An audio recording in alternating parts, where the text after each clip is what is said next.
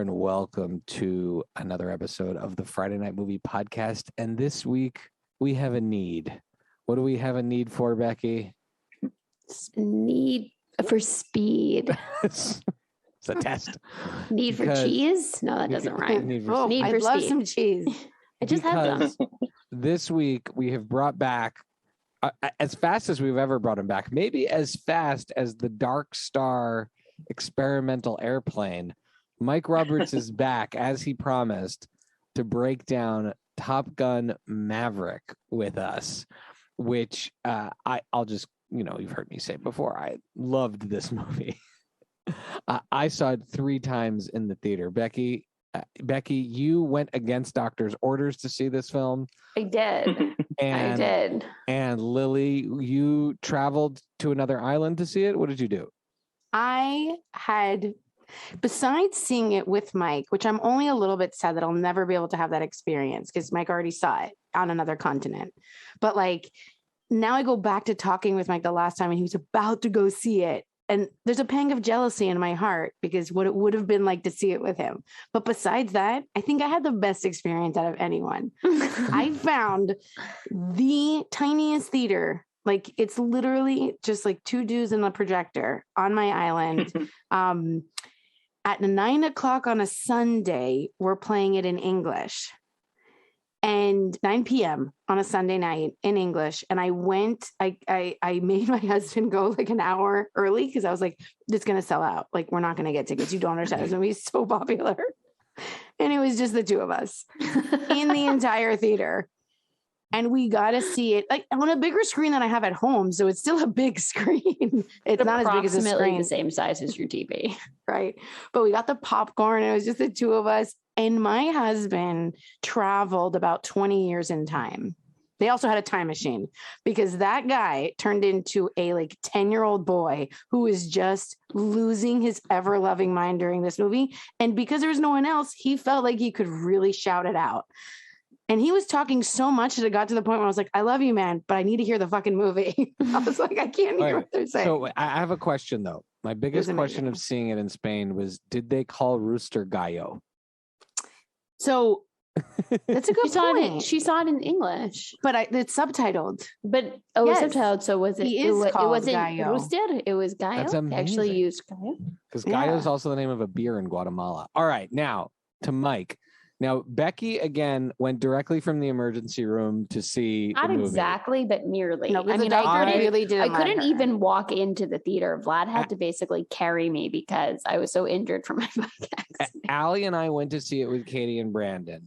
Then the next morning, we woke up our kids and said, we're going to take you to see this movie tonight because you will remember we took you to see this on the big screen. And then a week later, we went with Becky. Mike, what effort did you make to see Top Gun? Went to the Man's Chinese Theater. Oh, wow. Weekend. And just the effort of being cool is what you made. I have a movie friend that who I like to go see movies with, and he is always we go to a dumb theater if you want, but we'll go to the Man's Chinese Theater. That's his thing. So we always go. I go with him to that, and it's always worth it because one of the things they do is they turn the volume up too loud. That's kind of the secret. It is a little too loud. You're sitting in the movie going, this isn't okay. That seems to me what the entire IMAX experience is like. It's just they turn the volume up. So now is the Man Theater is and I saw twice. Sorry, is the Chinese Theater, which I believe now is called the TCL Theater? Is that you're right. You're absolutely right.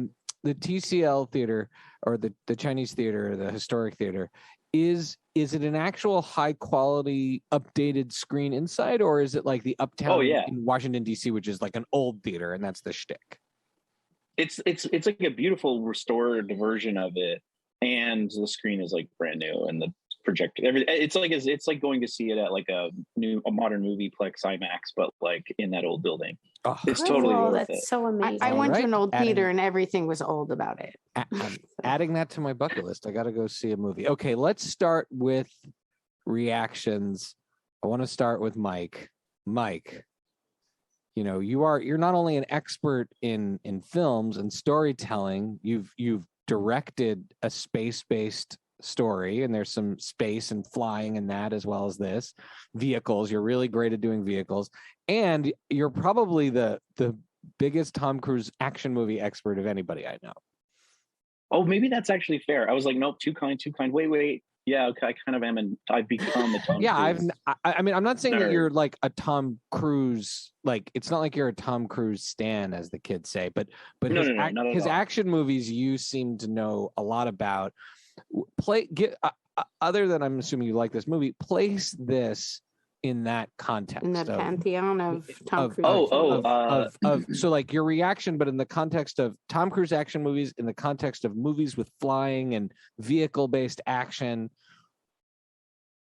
Well, it's probably the thing about this movie is like, what I don't even know. You know, movies exist.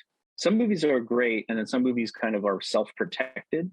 You know, like you can watch Back to the Future and find a couple of lines where you're like, okay, that's stagecraft. That's this, you know, that's a little convenient. You know what I mean? Like how the clock tower strikes at exactly the time that the lightning strikes is like an impossibility. Like those clocks are so imprecise, it would never work. And you go, fuck it, this movie's amazing. I don't care. That's right. What this movie is. It's like, it's just full of, it's like kind of perfect in its own, under its own umbrella. So it's kind of unimpeachable. And I feel like that's all I ask for from a movie. Like, and especially these action movies. And I feel like almost all, especially the Chris McQuarrie Fallout Mission Impossible movies, they're essentially perfect within their own boundaries.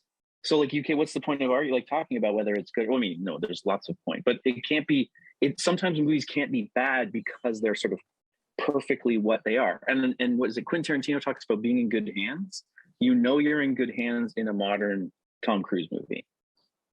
Like he's going to do something. Yeah, I agree with. He's going to deliver, and that's kind of all you ask for. And that's kind of all you ask for. And I did get that sense that he's in charge of this movie. I don't know if he was in charge of Top Gun, the original one, but this is his thing, right? The pretty much. The director's McQuarrie, that's the director, right? No, Chris McQuarrie. It's Kosinski. Sorry. Yeah, it's Kosinski. But he's not unimpeachable. I like it. He's not always good. He's often good, but he's not always good. But he and Tom Cruise have worked together. But you can tell he's working for Tom Cruise. Everyone's working for Tom Cruise in this movie, and Tom Cruise clearly went into this with bearing the responsibility of, this will not be a disaster. This will be great. Sure. And I have to say, this is a movie I did not want to see for the longest time. There was a controversy over the Taiwan thing and the jacket. There was the what's the controversy over the jacket? That originally in the commercial, it appeared as if they had removed the patch from his jacket that showed alliance between the United States and Taiwan in order to have the movie play in China. In the end, that is in the jacket when he puts the jacket on at the beginning of the movie. But there were like all these little things. In the version you saw.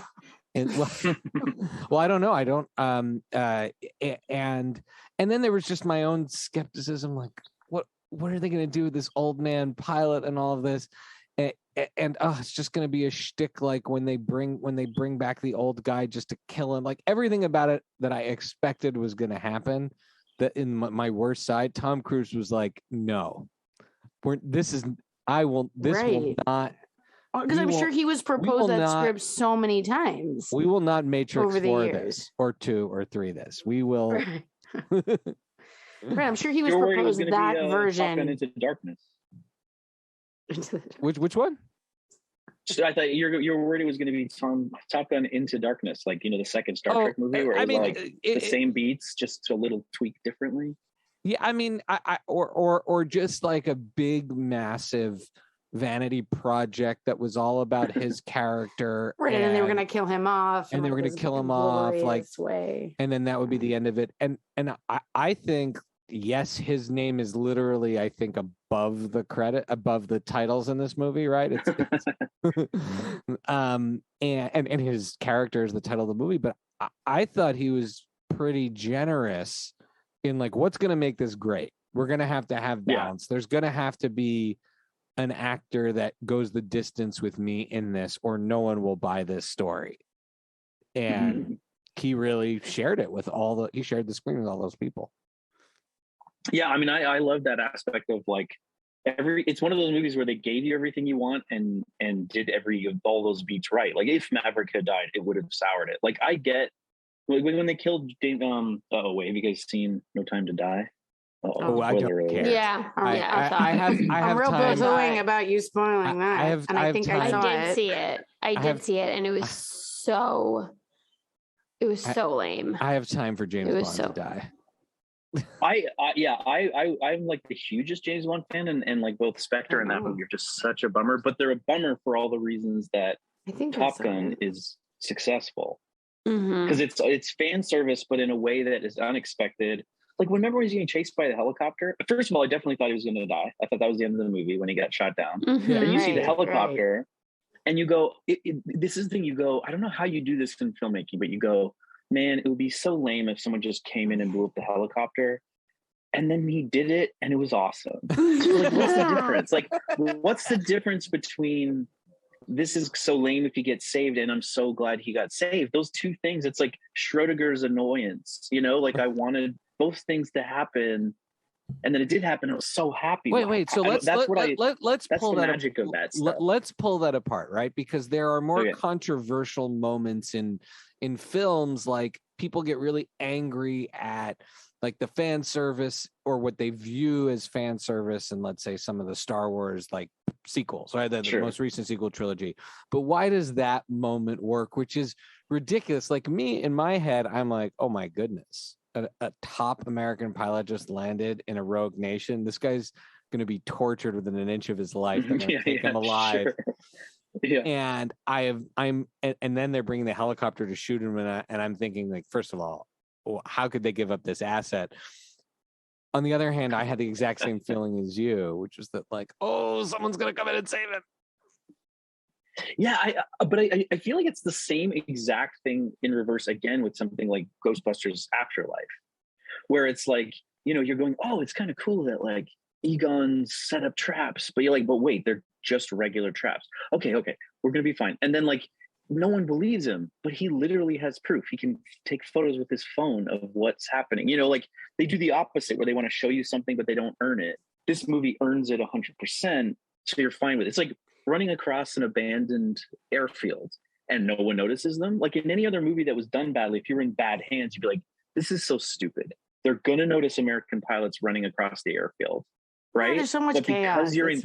That's what I'm saying, because that's exactly right, because they're in good hands. It's choreographed so. And I think what really... And they even go, hi, you know, like, right. like that. Like, and just what also... the impossibility, you know, I think for me, it's the impossibility where Rooster is like, we're not going to, this is impossible. We can't do this. We're going to do it. Yeah. We're doing, okay, we're doing this. It's happening. You're on that ride with him. And I just feel like Rooster is so much the audience avatar that it works so well. Like there's one of the training scenes. Is it one of the training scenes, or is it at the end when he's in, I think he's in the plane with Maverick at the end? It's at the end. Just at the end, like the look on it, he's like freaking out. He's like screaming, and you're like, that's how I felt. And so it works. He hasn't seen the first one. That's why he's too young. Right. It works because, you know, to that point, I think that it's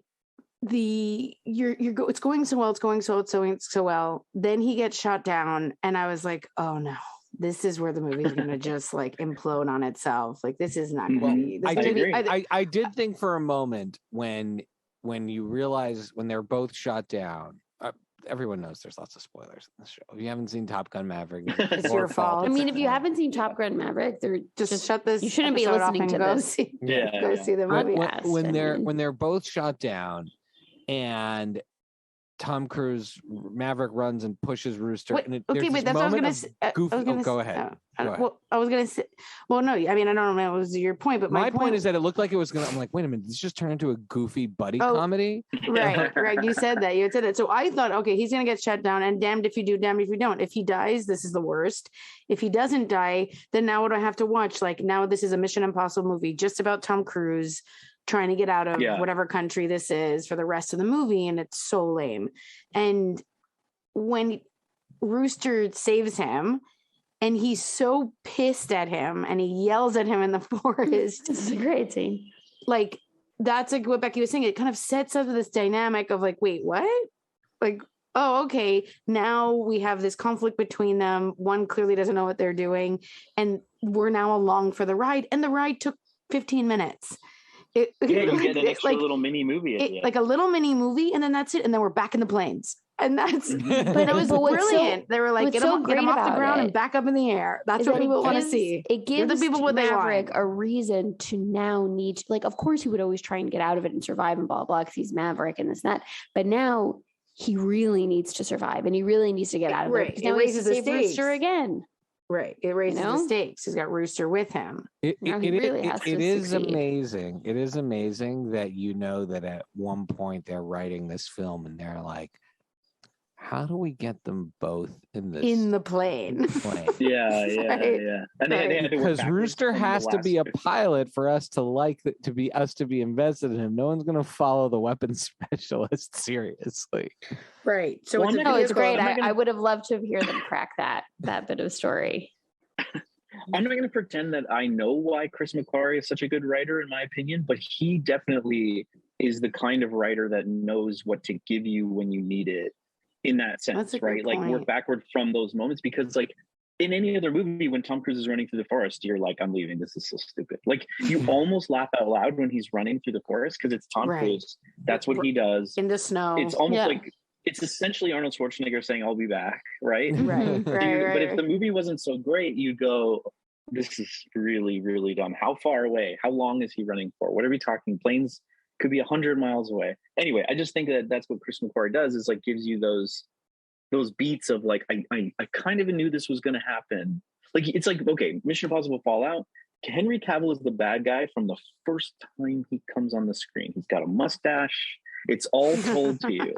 There's no drama about whether he's the bad guy, and then he's the bad guy and you're fine with it. Like it wasn't like the movie didn't spoil itself, even though you knew that was what was going to happen. Right. Like it's a twist that's a non-twist, and that's what I feel like this movie is. It's like, how are we going to see Iceman? Oh my God, that's so cool. Right. I feel like also the movie has in its favor, and this is a credit to the writer, of course, the director, the editor, that it's only the good parts of a movie. Right? Like it's only the good parts, and that's which we are not used to seeing that anymore. We're not. And okay, there's like one little romantic scene with Jennifer Connelly, but it's cute, whatever. It's not even that long. It's fine. And he falls out of the window, whatever. It's cute. Okay. That's it. Like that's the only fluff in that movie. Like, but it has a very good little button at the end where the daughter's like, don't break her heart again. So every moment was like really useful. Precision character. Yeah. Yeah. And that's a blessing. That's like something that I was that alone I was surprised at. I was pleasantly surprised. And I think if you're making this movie and you're delivering on the promise of this movie, you've got to have, like, people want to see him have this romance, but they don't, no one's coming back to see him and his teacher still, like, no one believes that him and his teacher are still dating. My husband was very disappointed. But he was like, do you think there's why that was such an epic love story? Why aren't they together? What happened? Who is this girl? I was like, nobody but you is worried about this. Also, she is referenced in the first Top Gun. Let's be clear. When they asked them about buzzing the tower the first time, and they said you took the admiral's daughter for a joyride in the plane, and they say Penny Benjamin, and he says, yeah, Penny Benjamin. That's who it is. So it's not like it made they didn't make up. They're pulling a Star Wars, and they're paying off like one line or one character and turning into a thing, but they still have to make you buy it. So they gave you But a bad movie would have had Kelly McGillis on screen as the president, just because they needed to be in there. Needed to be in there. Exactly. They did. I think they didn't need to force it. Now it's a bit like controversial. She's like, they didn't hire me because I'm old and fat, and I don't know. I mean, I'm sure that has something to do with. Yeah, she said that, and I'm sure that has something to do with it. I'm not naive to think that it doesn't, but. That aside, this makes for a better story. Yeah, that aside, which is unfortunate that, like, yes, she has aged. She was already older than him in the first movie. And she's not the typical Hollywood, older woman at all. Fine. Besides that, this works really well for the story. If he was just married, then it kind of is boring. Takes the fun out. I guess. Takes the fun out, I guess. And also, it probably doesn't, like, my sister-in-law keeps talking about how she couldn't pay attention to Top Gun the first time. because she was trying to do the math in her head about how Jennifer Connelly could be so attractive. Like she said, I could not. I had all. There was every scene that she's in. I forgot that Tom Cruise existed. I just wanted to know her skincare routine. That is true. Every scene that she's in, I was like, how is this woman so beautiful? You know, what would be a fun movie game is actors who are a different person every decade. Jennifer Connelly is very different. Wow, that is true. Every time you see her, like if you see her in like Labyrinth, then you see her in Rocketeer, maybe. Then you see her in like Light of Pi or something insane like that. And then is that the right movie? Yeah. And then she's in The Mind, Beautiful Mind. Beautiful Mind. Every decade, she's a different physical presence. It's really weird. More and more beautiful. I thought she was. I also think she's great. This isn't either Oscar nominated or Oscar winning actress. I forget if she's only been, but I mean, I think she may be nominated. It's not like they replaced Kelly. I mean, I understand the point, but it's not like they replaced Kelly McGillis with like Megan Fox, who I also think is very talented, but like they didn't go and get as someone who was age appropriate, she's around his age. Like it's like they didn't put Selena Gomez in there his love interest. So she turned it down. They're right. She probably because she turned it down. So it does make sense a little bit for the story, which is nice. Yeah. I thought the kid was good too. I really liked the kid. She was funny. But that's also the thing. What movie have you seen where every single person in the movie is good? Does their job. Every single person is good. Mm-hmm. You know, that's even rare. Why I'm now a huge Joseph Kosinski fan is every shot had a scale, which is you never almost get. So every single shot in that movie, you watch it, or 90% of the shots have something really close in the foreground and then something really far away in the distance. And people are changing their perspectives to look at it. So it's a perfect example is right at the beginning, that amazing shot where Tom Cruise is like, well, he's not here yet. He takes off in the experimental jet. I love that cold open, by the way. Mm-hmm. What a great explanation of why Maverick is who he is and how he's still kind of in the position he's in. But the plane takes off and they do that awesome, the roof comes off, the little do you remember that? The security station? Yep. And he takes off and then there's this shot where you look at in the face of, perfectly grizzled Ed Harris. And then in the background is just like the tail fire of the jet going off into the distance. Yeah. And then you see so many shots, it'll be like a head and a plane. And I think it was Joseph Kosinski or Tom Cruise said what they wanted to do with every plane shot was because in the first movie, the problem is the way they had to shoot these things. It was like Star Wars, shoot the actor and they have to jump around and pretend they're flying. In this one, he's like, every shot should have a head and then another plane. So you're always getting the feeling of being in the air rather than also they were in the air. That's also a huge thing. He didn't make this movie until he had the technology ready, which he practiced in Fallout. They used it for the first time, and then they honed it for this. He said he wasn't going to make Top Gun until he could shoot the actors inside the planes for real. All those kids are in those planes, many barfing most of the time, which is you feel that you can't fake that. That's why I talk about I think I heard maybe I mentioned this last time, have I talked about this? Did I say this last time? I'm starting to mourn a Hollywood without Tom Cruise. Yes, you have Tom Cruise. Because I'm worried about the end of the line for his era. Because who's going to go through that trouble again? Right. I don't know. So just from a technical standpoint, the cinematographer, the DP on this movie is Claudio Miranda, who has worked on Life of Pi, Oblivion, Tron Legacy, which actually is a beautiful looking movie. It's got problems. Oblivion is one of my favorite looking films that I don't totally love. And I mean, right. And so how much does that guy play a role in some, there's one particular shot in the beginning of the movie when the Dark Star is flying and he's cresting over the sunrise or or the sunset. It's sunrise, right? Sunrise. Orbit. Yeah, that curvature. But it's sunrise. That is one of the most beautiful things I've ever seen in a regular. That looked like it belonged in a science movie. It was amazing. It also shows you how much insane distance he's traveling, which I thought was really smart. You don't realize he's going thousands of miles. Yeah. And that was amazing. But is that a director of photography thing? Is that a director thing? Like who is that storyboard? Who conceives that? That's why the auteur theory is both true and not true.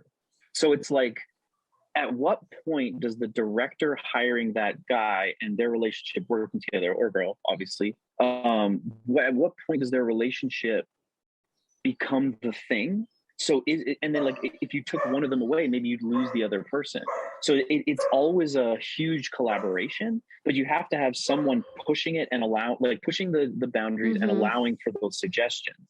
So you always have to have a director who's like, oh my God, we need to show how far he's going, how big this looks. And the DOP goes, I got it. Like that's the way it should work. So it's never just one. I mean, it often is just one person. Like if you look at, I'm gonna go back to James Bond. If you look at Skyfall, which is Roger Deakins, and you look at Spectre, that isn't Roger Deakins, you really go, oh, okay. Because like Skyfall is one of the most beautiful action movies ever shot, and then Spectre's not. So like, right. That's where I think that maybe I'm being a little wishy-washy in my answer, but I think the collaboration aspect is more about being in good hands because everyone is bringing their game. You know, so it's like, but you wouldn't have that unless that crew was like that. And it seems like, just from the interviews I've heard from him about this movie especially, it seems like Tom Cruise has a lot of ideas and has things to want things to be done super perfect. And I'm sure he's maybe not always easy to work with, but it also seems like if you have the best idea in the room, he's happy to like make it the best. It seems like he's somewhat, collaborative in that way. Or sets that tone. The fact that Chris McQuarrie did a rewrite on this movie is what you're saying. Like he clearly not needs, but he uses Chris McQuarrie or is a relationship with Chris McQuarrie that together they know that the thing is going to work out. So clearly he knew that I got to bring Chris McQuarrie in just to kind of make sure that all the pieces of the puzzle are in place. Because, you know, I'm giving so much credit to Chris McQuarrie and like, I don't know how much he actually did, but he did a pass on the script and all this kind of stuff. And I just feel like the more it's like maybe phase one Marvel Kevin Feige, like without him, there could have been trouble. Right. Or phase two, whatever. The good chunk. Okay, let's get into some other aspects of the film. Let's talk about our MVPs. Becky, who was your MVP of this movie? I mean, it's Maverick. Are we allowed to have a different one? I mean, it's him. It can't be. I mean, I think Rooster's a pretty strong candidate for the MVP of this movie. I mean, I guess you're saying the most valuable, valuable. I guess not the most interesting new addition. Valuable. Who runs the course in 215? Is it Rooster? So we're talking about the value that they bring. Pretty sure literally the only person of value is Maverick. You have to run it in 230. I'm going to run it in 215. All right. Okay. So that's such a great scene. About that scene when she's like, you got to do something. Crazy. You got to do something. And you're waiting. You're like, wow, this movie's going to take a long time to show me the got to do something. Literally the next scene. And it's the best version of you got to do something ever. It's the best. Well, I also didn't even, I have to tell you how naive I was going to this movie. I was like, oh, I guess he's just going to be a teacher and the lesson will be he has to What did I turn to you and say? Becky turns to me in the movie and says, he better get on this mission. And I was like, I can't believe you've been rooting for that, because when I saw it the first time, I was like, how stupid it would be if this old man goes I turned to Shai and I go, he's leading this mission. He's team leader. but also you think like he's mentoring these young kids, like he's passing the torch. And still only he can do the thing. Like, I love that. They're like, he said the message is like, give it to the next generation. He's still give them a chance to be bold. You know what? They're super green. That's where this movie doesn't blow it, where the Star Wars sequel trilogy blew it. Right. As my 7-year, right. No one's sitting around outside being like, Top Gun has to move on from Maverick the way people are like Star Wars has to move on from Skywalkers. She was 8 at the time, but my 9-year-old now said to me at one point when we were talking about all the various Star Wars spinoffs and we were watching the movie, she goes, I don't get it. Why are they making us watch movies about characters we don't care about? We want to see movies about the people, the main characters. It's so true. I can never figure out why moving on from it is and even time you hear we got to get the franchise past the thing that made it good. It's just cynical marketing. Right. The best moment, like we talked about before, but the best part of Boba Fett by 1,000 miles is watching Luke and like a young Yoda-ish kind of character, right? And like it's like they're going, pizza, right? You love pizza. What if we got rid of the bread, the cheese, the toppings, and the plate it's on? The plate it's on is amazing, and we'll start with that plate. So true. Now, what are we gonna eat? Like it's not like when is it's like what's the thing where they say when you try to take apart a cat to figure out how it works, the first thing you have is a non-working cat. I can't remember that biology. It's like, but it's like it's so. Maybe I think it might be Douglas Adams, but like I love that analogy that would because make like sense. It's dead before you start. If the premise is to take out the things you like, because as much as Star Wars has good graphic design and cool things, it's the characters you care about. And then they work in. So one thing this movie does really well is they use, I'll use a wrestling expression. I don't know if you ever like wrestling, Mike, but Tom Cruise puts these actors over, right? Right. He gives explain for the so in wrestling, a older, more established wrestler, the tradition in wrestling, the right way it goes. CM Punk, who's currently a big star, but he's an old guy who joined AEW, went in, and the first thing he did was he said, I'm going to wrestle all the young guys. And every single young guy, he gave them a great match. He won a lot of those matches. In fact, I think he won all of them. Right. But because no one's paying to see CM Punk lose, you know who they are now, right?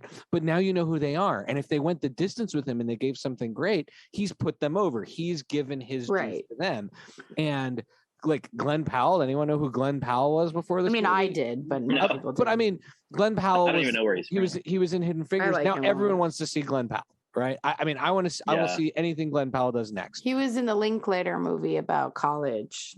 He was also he was also in Hidden Figures as the pilot who flies the.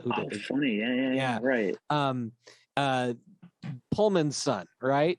You think like, would you have been that invested? Monica Barbaro as Phoenix, right? Like now I'm like, when's she getting her movie? Pullman's son? I agree. Every single Bill person. Pullman's son? Bob. Yeah, that's Bob. Right? Bob is Bill Pullman's son. Oh my God! I just want to say, I already love the character of Bob. I loved his character so much, but knowing he's Bill Pullman's son adds an extra layer of just adoration for that character. That's great screenwriting too.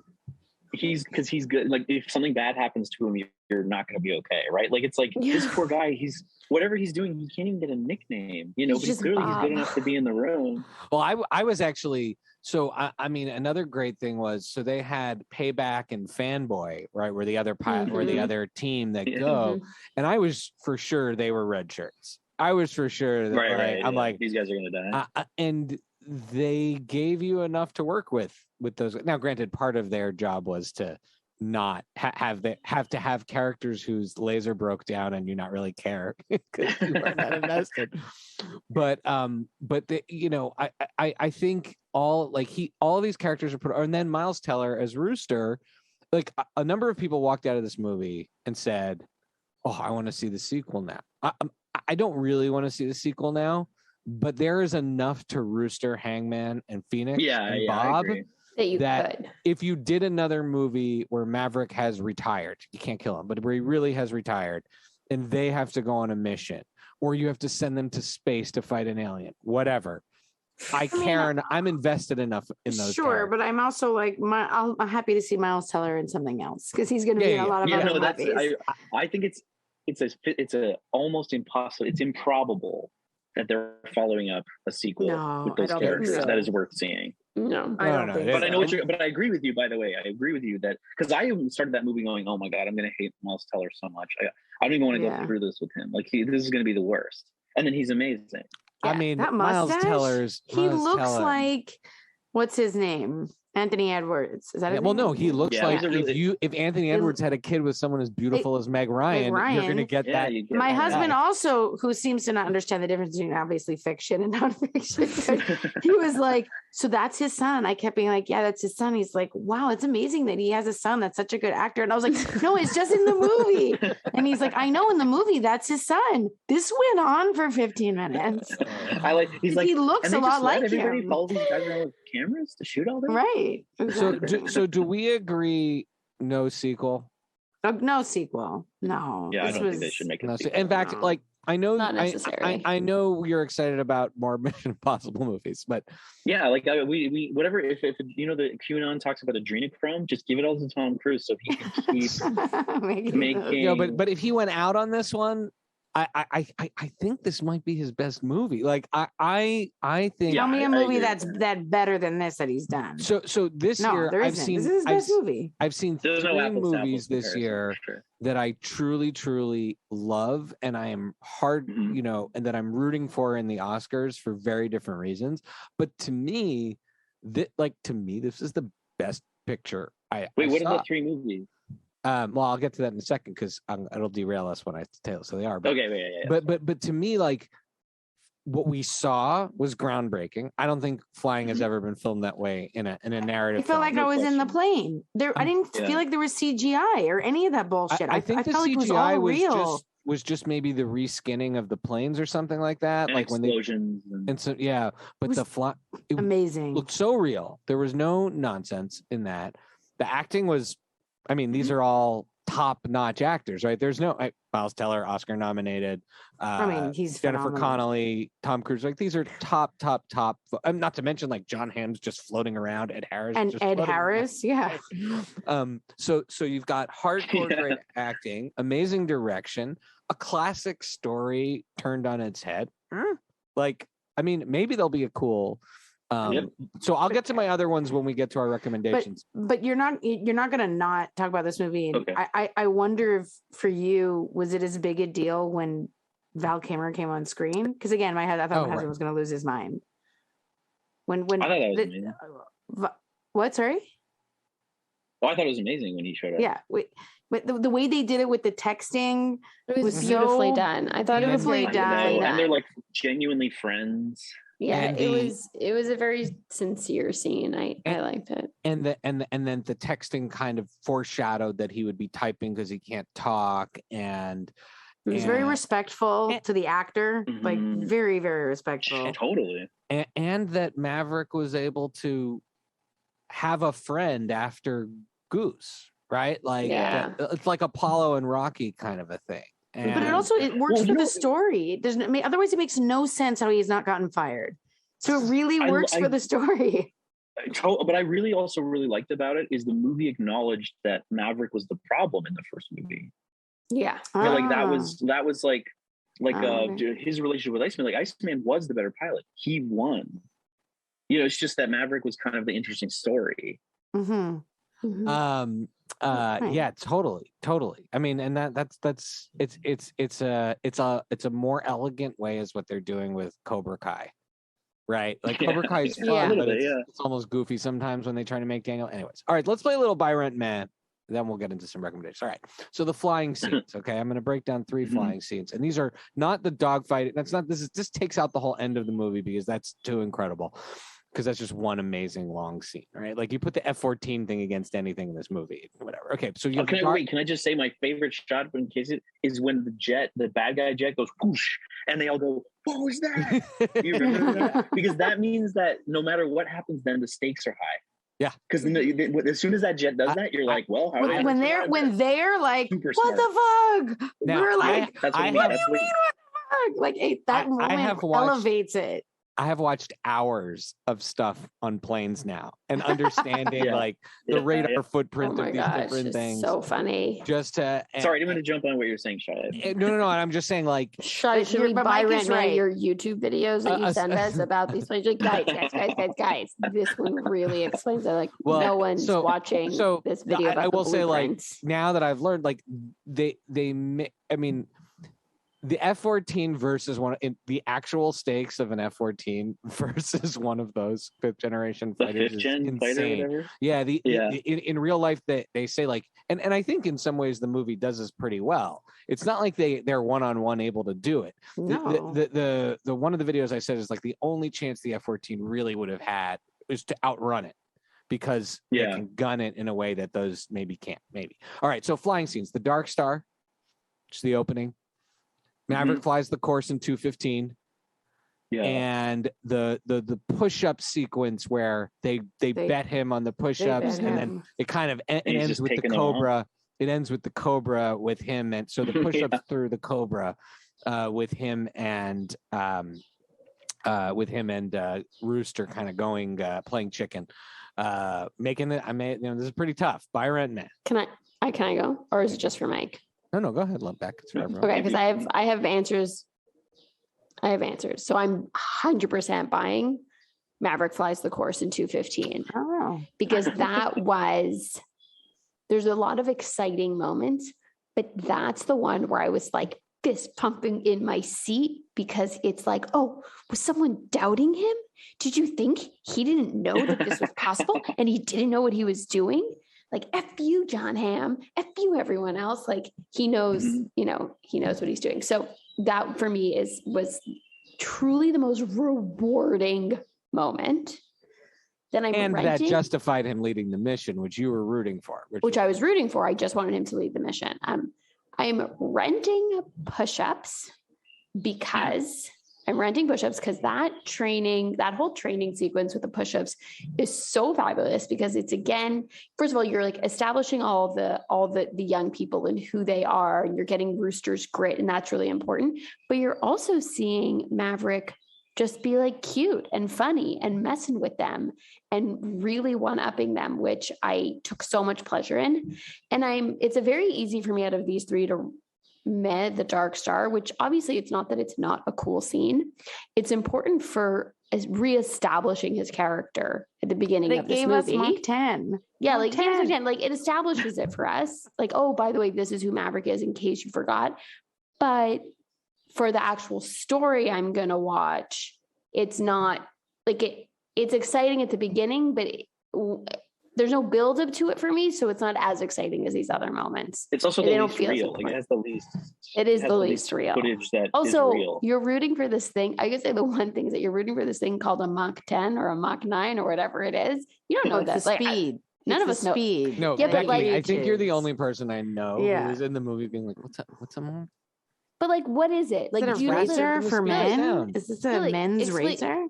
Okay, Lily, you're telling me you sat in that and you're like, yes, how fast he's going. Yes, clearly it's the speed, but relative to what? What does it mean? The speed of sound. Sound. Yes, but you know that because you Googled it. You weren't sitting there going, he's 9 times. I didn't. The whole point is to break the sound barrier. He's going 9 times the speed of sound. No, you break the sound barrier at Mach 1. Do you know who I believe? You break this sound barrier, and that's how fast he goes after that. Neither of the people talking right now do I believe that they knew. I know that I swear. And I know that Shai didn't know, because he and Vlad had a whole extensive conversation on the way home about like, what is a Mach 9? No, I mean, I can't visualize it because I've never been in a Mach anything. I'm just saying no one really knows what a Mach 9 is. Let alone a Mach 10. I'm the annoying person who was like obsessed with like the Concorde and like anything that felt like Becky, warp speed. I didn't want to like name drop, but our dad flew on the Concorde, so we know what warp speed is. You should have known that. One of my favorite movies is The Right Stuff. Oh, that movie's very long. I've never actually watched the whole thing. Oh, it's so good. All right, Mike, how about you? Actually, I think I have to agree. I think I have to agree with Becky because the only thing is I have a hard time with the top two, because I love that this movie is like a heist movie, because they tell you from the beginning, like, okay, we're going to break into the bank, we're going to steal the money, and we're going to get out of there, and there's going to be cops chasing you. Like 100% it's a heist movie.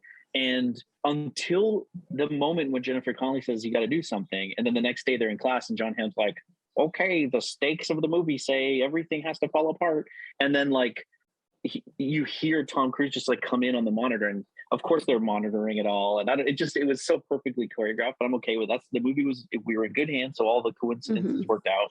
And then it never occurred to me we were going to see a dry run. So when that happened, I was like, oh my God, we're going to see what they have to do. Like, so often they just save that for the very end. You only see it once. For the very end. But we got to see it many times. Right. And you live it many times with like pre-stakes, and it's terrifying. Exactly. Yeah. It's like in the moment stakes, the learning to be student stakes. Like you get different ways to experience the same problem over and over and over.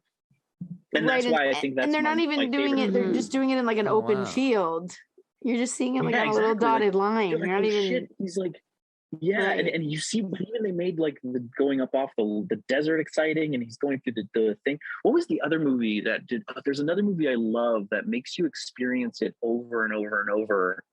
You don't realize that's happening. Oh God. Well, yeah, that literally is that great thing you for that do. Reason. That thing you do. That they play that song over and over again, and I could hear it 100 more times. You're so funny. I don't know if Tron has that. Wait, I gotta remember what the movie. It makes you like you see it from different. I'll think about it. But I love Vantage Point, starring Vantage Point, starring is it Kiefer Sutherland in Vantage Point? Oh, I know what you're talking. I haven't actually seen that movie. It's all right. No, but there's one. Oh God, what was it? Anyway, whatever. I don't want to take up time just doing.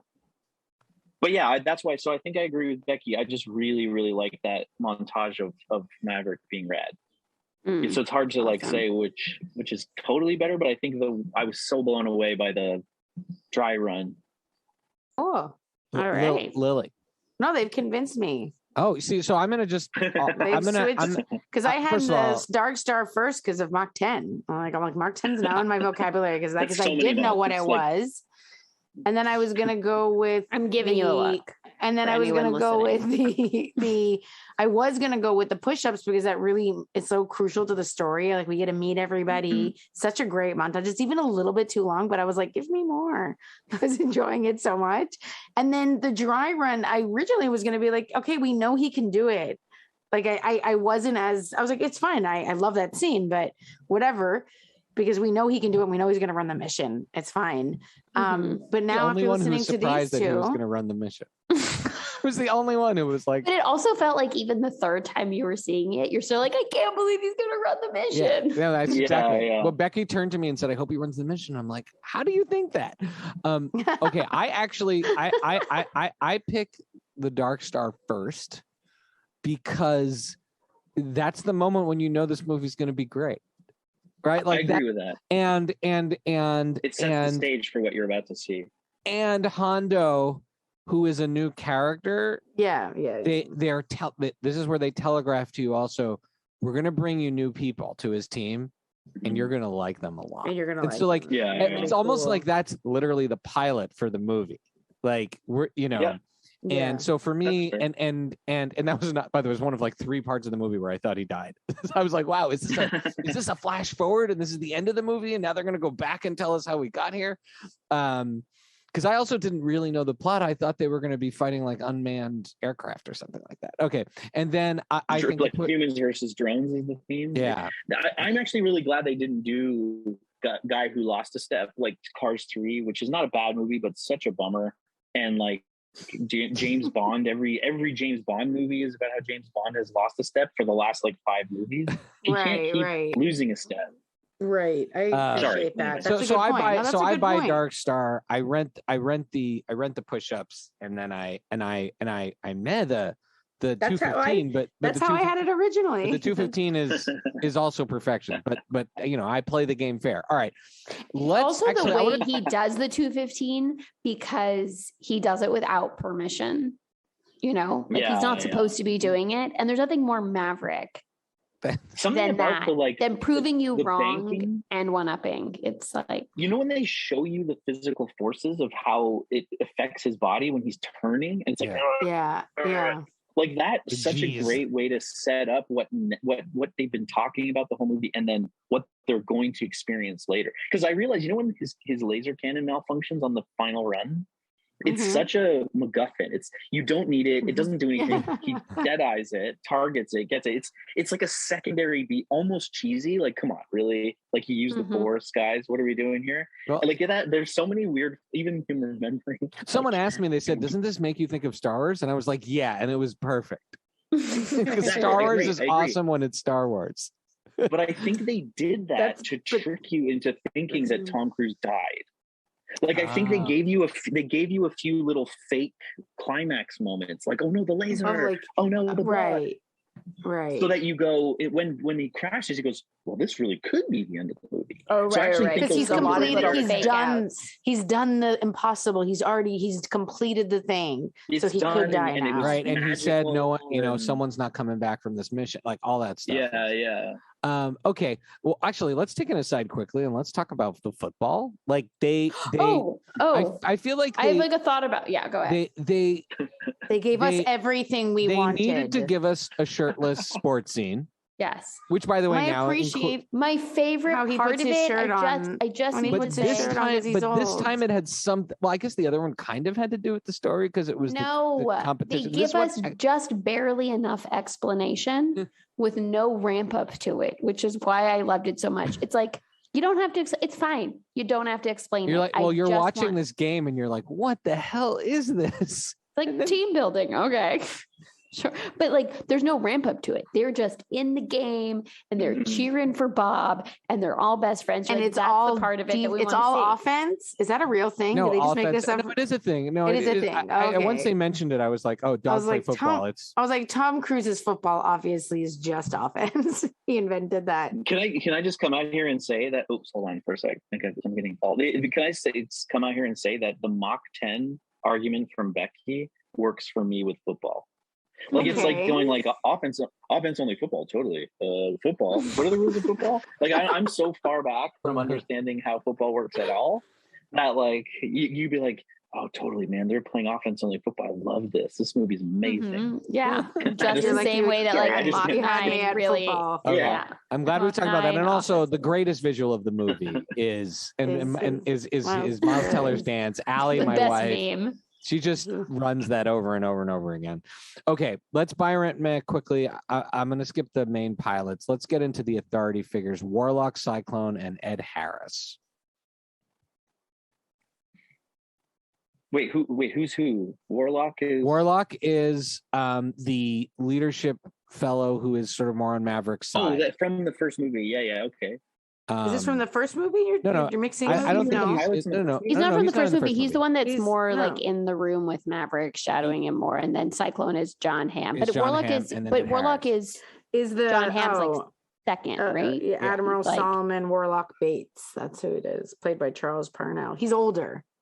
He's one of the older guys. The implication is he is from that maybe like right below the Tom Skerritt generation. Right. Right, somewhere between Maverick. He's on his side. Yeah, but he's the one that's on his side, and then you have Cyclone, who is his opposition, and then you have Ed Harris. I didn't know John Hamm has they say his nickname in the movie. Yeah, Cyclone. They call him. Yeah, Cyclone. They call him Cyclone. Just somebody sitting there banking these amazing nicknames. I mean, I think these How do they get their nicknames? Yeah, I mean, I don't know. We'd have to ask someone who's served exactly how it works, but they get call signs. They're so great. Fanboy, Payback, Hangman. They're amazing. I feel like they should have, because I mean, Maverick makes sense, right? Like someone's like, hey man, you really just keep going out on your own. Right. But like, you're a real Maverick. You're a real Maverick. Yeah. You got to stop it. Like, that one makes sense. That one makes sense. So who's the third? You said it was Cyclone, Warlock, and whoever Ed Harris plays, because Ed Harris. Each one serves a different purpose. A worse movie would have made Hammer. Ed Harris come back Hammer. And go, oh, Hammer, that's funny. A worse movie would have made Ed Harris in the Top Gun school, so it's all one character. And then the only character development in the movie that wasn't 100% on point was, but I think it works because of military cliches, like in the movies, is what's his name? John Hamm's character was so kind of on brand without having any nuance.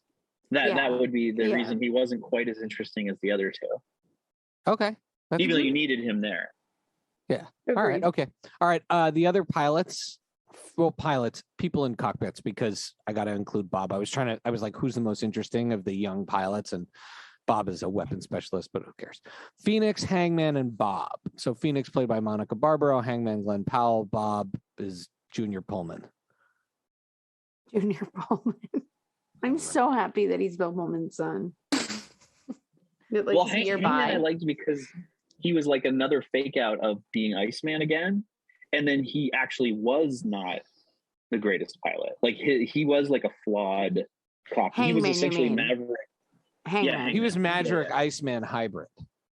Right. Yeah, right. exactly. He was a problem. Yeah, and he acted. He was always. It's really interesting to see his character was always sucking up to Maverick. Like he was, he was dunking on his colleagues, but he was always trying to be like, "You got to fly like Maverick if you're gonna win." You know what? That's actually good. He kind of represented the bad side of what Maverick would have meant to other pilots. Yeah, as they're for the last 30 years. The legend of Maverick. Right, the legend of like that influence without the responsibility that maybe he's learned from an Iceman or from Sure, yeah, and that he gets benched in the end because no one wants to go on a mission with him, which was also I think a nice message. That's not they don't always have the guts to do that. I really loved Phoenix. I thought you know what I also loved about her is that they didn't reduce her to be a love interest for Rooster or anything. Oh, for sure. She was a pilot. She was a great pilot. She said from the beginning, I'm going on that mission. There's never a question. She's the best one of the two pilots, I would say the only bummer about her character is they didn't have an arc for her. She didn't end. And she's anywhere. The one that gets injured. Yeah, like it was super. I thought she was imperative throughout the movie, and then it just didn't have a third act payoff. Right, I agree. They kind of just injure her and take her out. Yeah. Okay. All right. That's fair.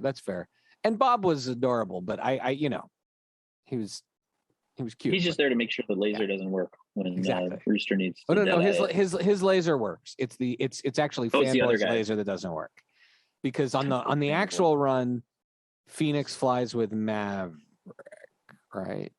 No, Maverick's so alone. No. Each of them has to have a second. No, but each of them has a two. And how come when he gets blown out of the sky, Shai. he's not with anyone? No, they're all trying to escape when he gets blown out of the sky. He saves Rooster. Yeah, but that's why he's flying alone, right? No, he's flying alone, but each single plane is paired up with a double plane. Oh, right. Phoenix is paired up. Yeah. Okay. All right. Let's now talk shout outs and rec. So I'll just say the other two best movies I saw this year, and I have not seen Everything Everywhere at Once. So I'm reserving that because I hear it's pretty incredible. I hear it's amazing. But The Unbearable Weight of Massive Talent is absolutely terrific. Plus there's like Allie and I got to see the premiere. It was pretty wild. We got to go to the premiere and everything. That was pretty exciting. We're actually going to do our next episode with a friend of ours who grew up in India. RRR is the other movie. And Mike, you get I Told You show. Absolutely. I was not into seeing that, and that movie was amazing. I started watching it and with by myself and started flipping out. I was like, I have to stop. I stopped for the night, and then the next day I was like, Vlad, you need to start this movie with me from the beginning because I have never seen anything like this. It's on and Netflix. I think I'm going crazy. Netflix, just this three might letters. Be the best RRR.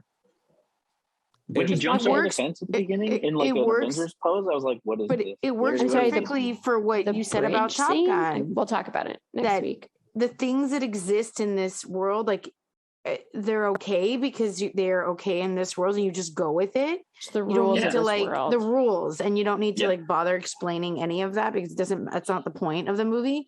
And once you get on that ride, I think it's the best romance we've seen in a generation. Yeah, it's when you're watching the scene where they're essentially having a best friend love song in a movie that you're enjoying as much as Top Gun.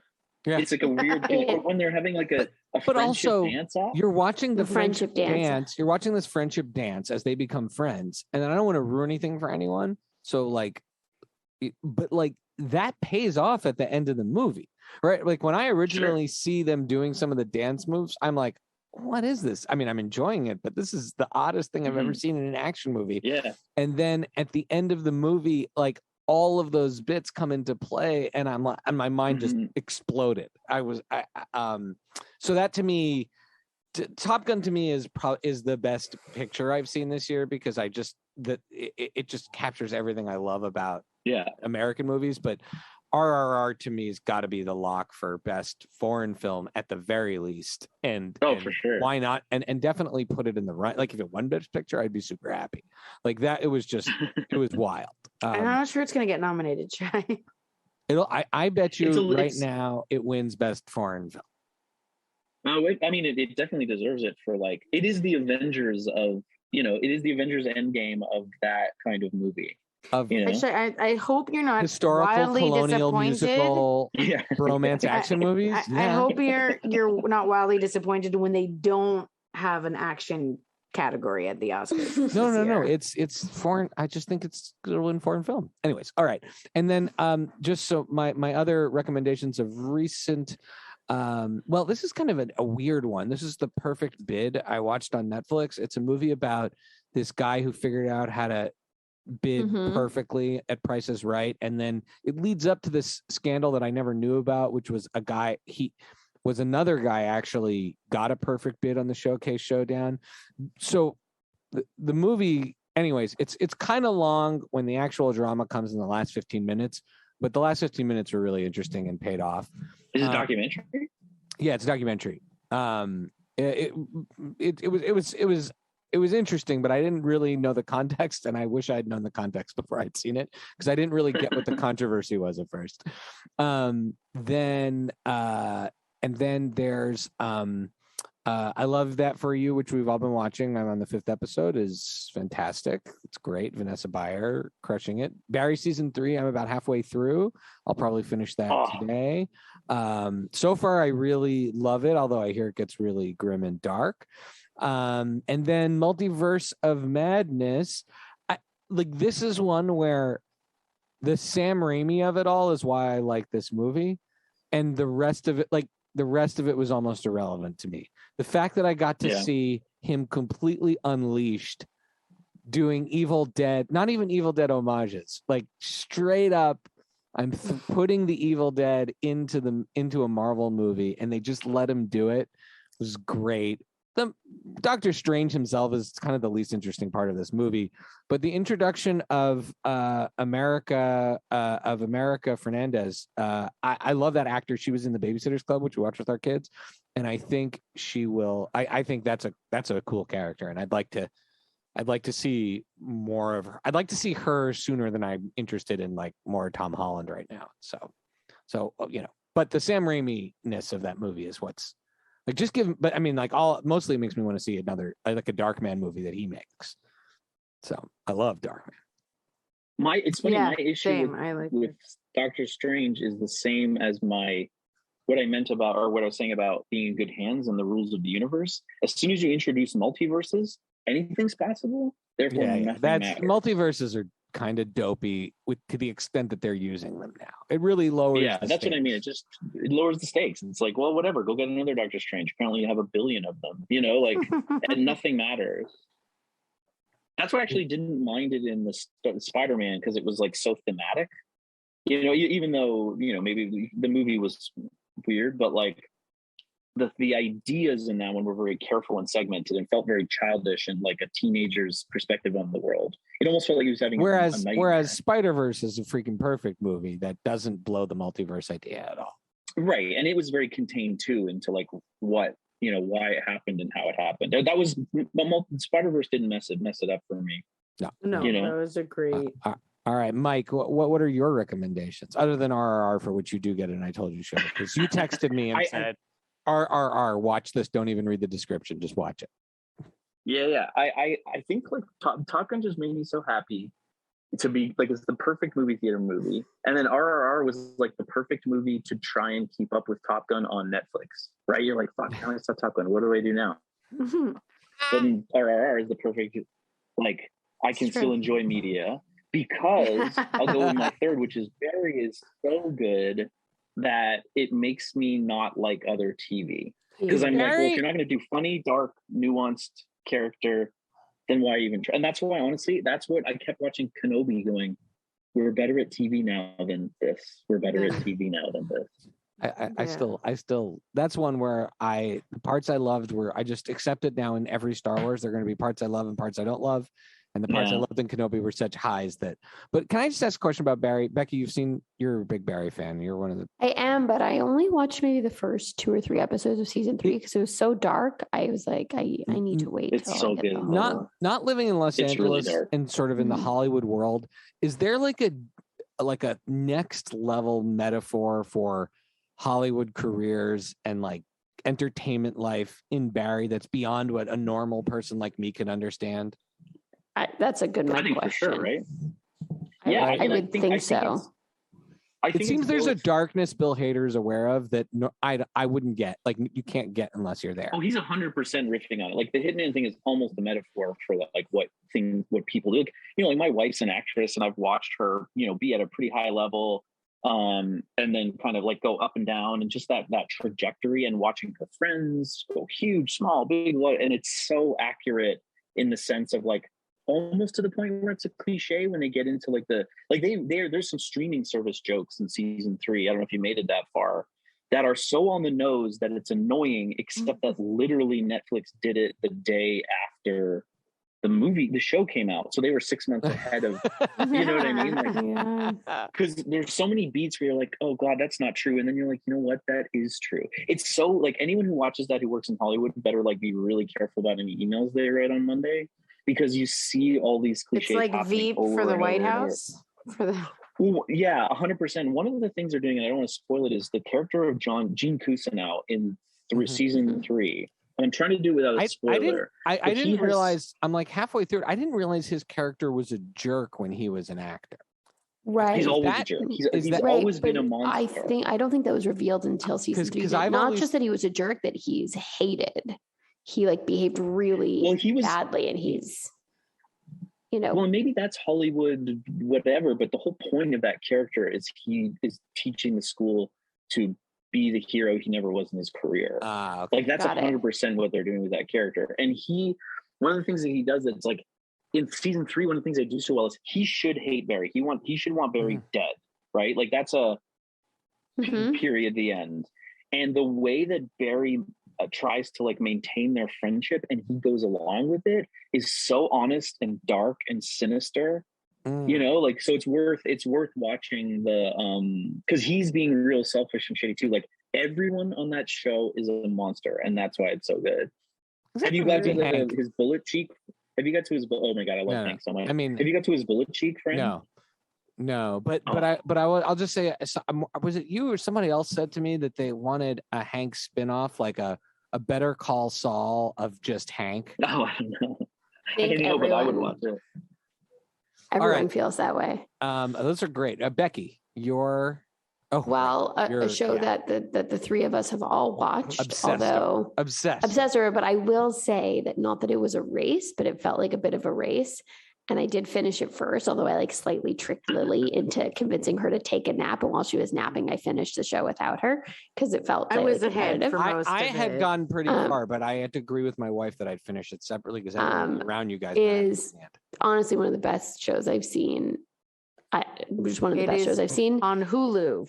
On Hulu, it's FX on Hulu. It's called The Bear. It stars Jeremy Allen White, who was on Shameless for 10 seasons, and it's phenomenal in every way. It's about a very, very high end Michelin starred chef who comes back to run his brother's restaurant after his brother dies, and it's the restaurant is more of like a local, gritty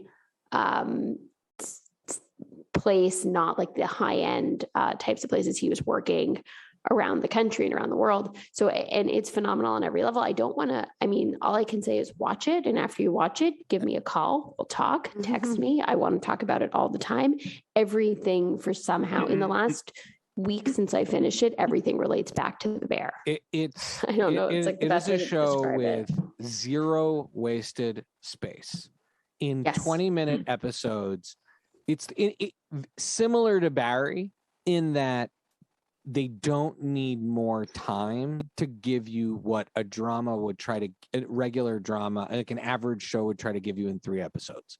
There's no waste. Every shot of the hands cutting something is giving you some character or some story. It's really well done. And specifically, Ayo Adebiri, I hope I pronounced her name right, is the second most. She's the sous chef character.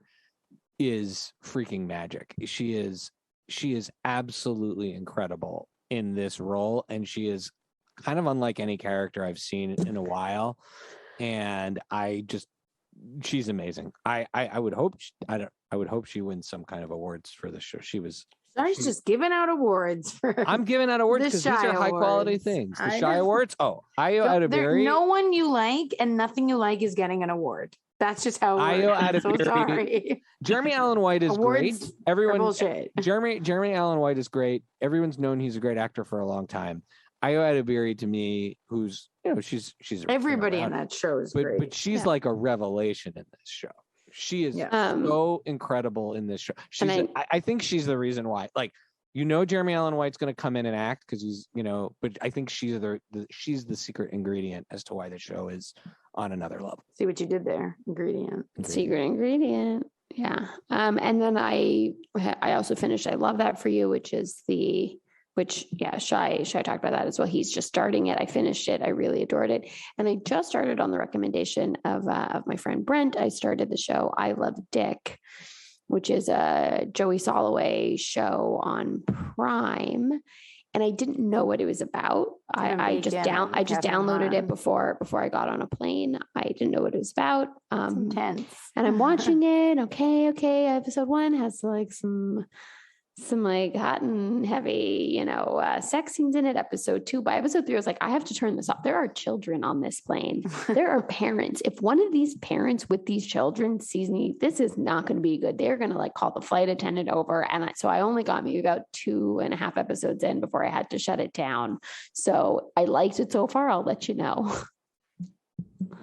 Okay. That show's over though, it looks like. Was this show? Yeah, no, I don't even know when it's a few years old. Catherine Hahn and Kevin Bacon. Yeah, I think it's a couple years old anyway, but maybe I'm wrong. But anyway, so I started watching it. It's on Prime. Interesting so far.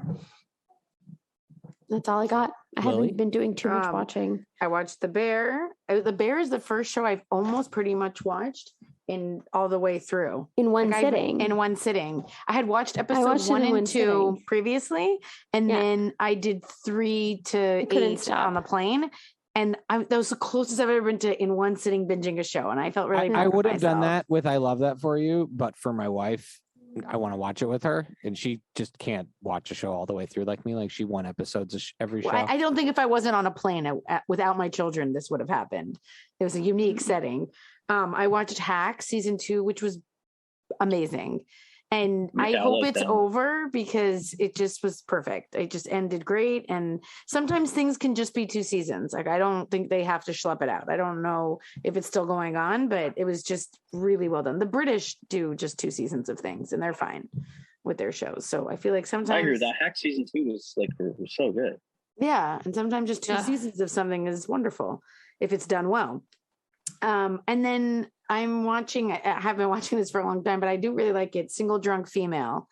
It's great. Yeah, but I don't know what that's on to recommend that. Hacks is HBO. It's Hulu. It's Hulu. It's from Freeform. Which right. I knew that there was something in there. I think ABC owns Freeform, which means it all rolls up under. And then my husband and my mother-in-law watch just like the scariest horror movies that they can find. And so I was away for the week, and then I got home and they were in the middle of this one called La Abuela, which my husband said like legit scared him. So I guess an evil grandma. Yeah, it's about an evil grandma, and he said it was terrifying. And it's been in film festivals and stuff. And he said it was actually really scary. Often nothing scares them. But I was like, you guys finish that. Like, I'm not going to interrupt. I just got home. I'm not going to interrupt this.